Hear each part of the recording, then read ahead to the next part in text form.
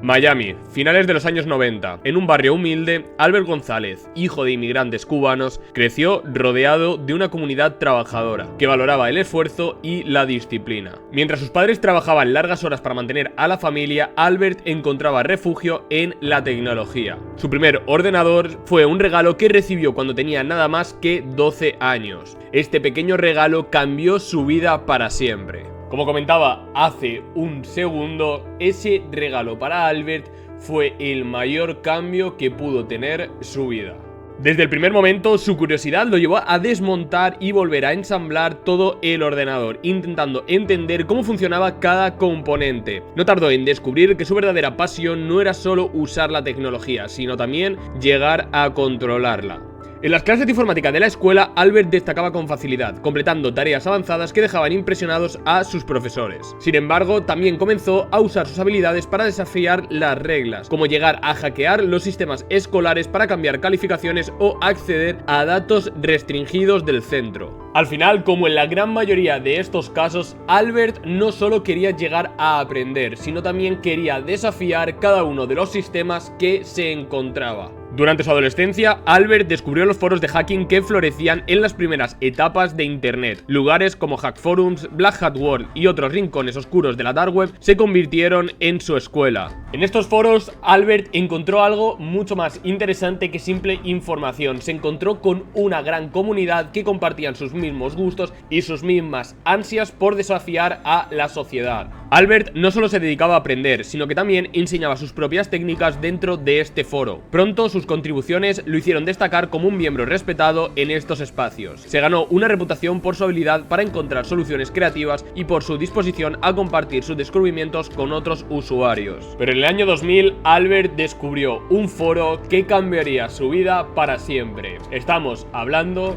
de Shadow Crew. Este espacio clandestino era el epicentro del cibercrimen, un lugar donde se comerciaban tarjetas de crédito robadas, identidades falsas y manuales para cometer fraudes. Para Albert era mucho más que un foro, era una oportunidad de alcanzar un nuevo nivel. Shadow Crew no era un simple foro, sino que era un mercado negro digital, donde una gran comunidad de cibercriminales compartían su objetivo común. Y este mercado, para Albert, era el lugar ideal para conseguir brillar. Bajo el alias de Soap Nazi, inspirado en un personaje de Seinfeld, Albert rápidamente destacó por su conocimiento técnico y su capacidad para organizar operaciones complejas. Ayudaba a otros cibercriminales a mejorar sus técnicas y diseñaba estrategias para maximizar las ganancias de las actividades ilegales. Bajo el liderazgo indirecto de Albert, Shadow Crew se transformó en una organización totalmente estructurada. Introdujo medidas de seguridad avanzadas para proteger a los miembros del foro y desarrolló métodos de encriptación que garantizaban transacciones seguras. Su habilidad para pensar como un estratega lo hizo indispensable para esta comunidad. Shadow Crew pasó de ser un foro totalmente descontrolado a una comunidad estructurada al 100% que facturaba millones de dólares de manera ilegal. Durante este tiempo, Albert también se involucró en la creación de kits que simplificaban las operaciones para otros cibercriminales. Estos paquetes incluían software especializado, tutoriales paso a paso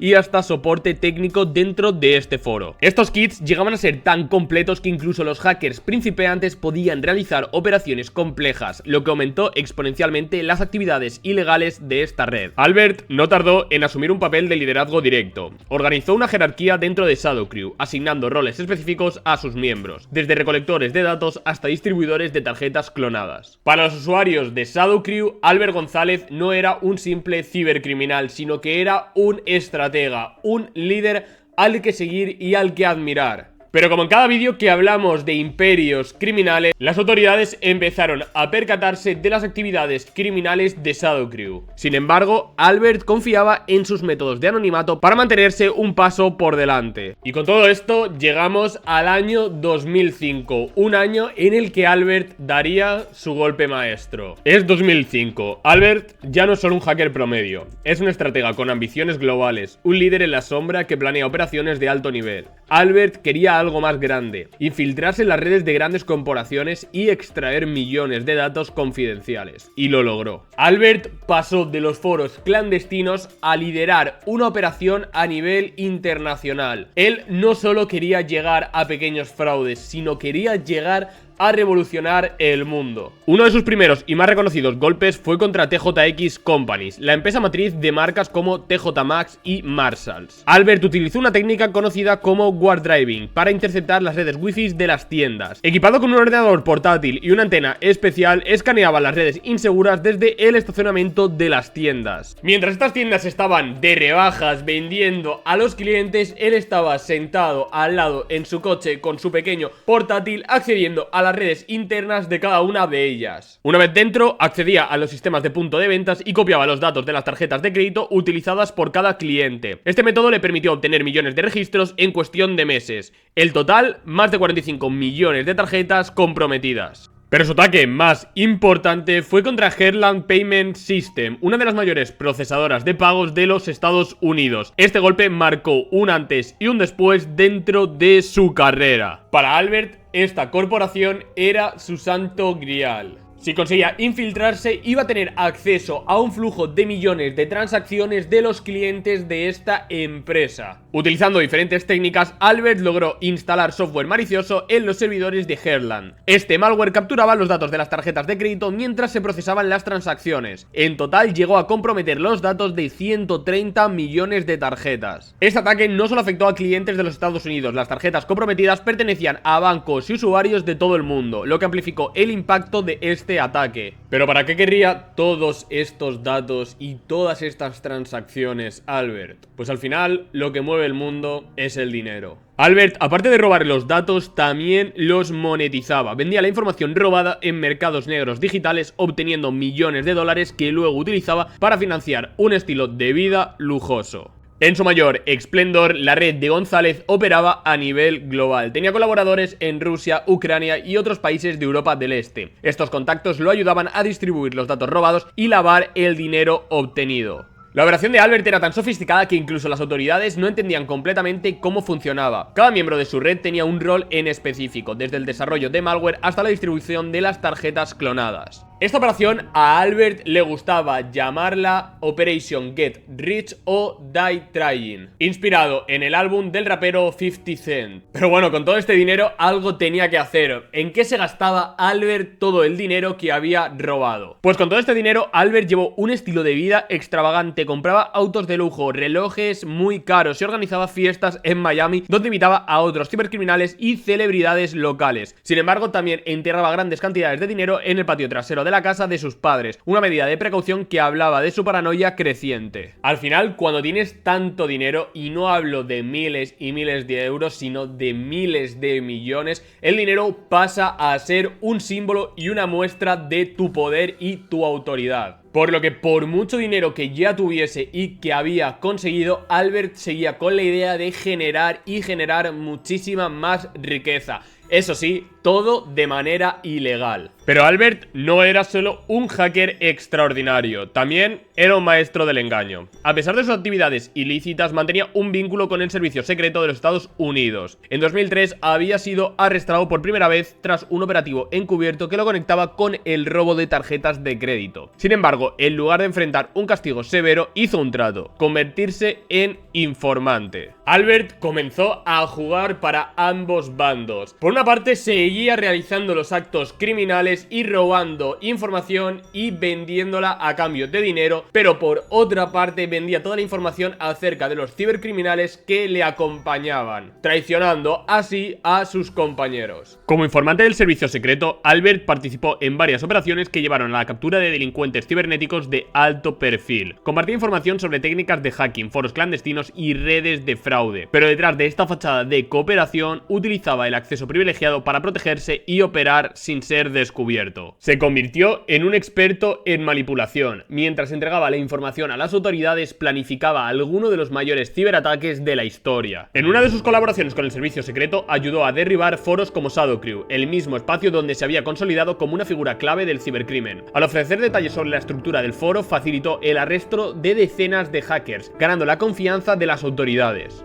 Así que Albert, en un supuesto acto de redención, terminó traicionando a la comunidad que le había dado todo. Y debido a esto, el gobierno empezó a confiar en él y a pensar que había cambiado. Pero lo que no sabían es que realmente Albert estaba planificando los mayores ataques que aún tenía por cometer.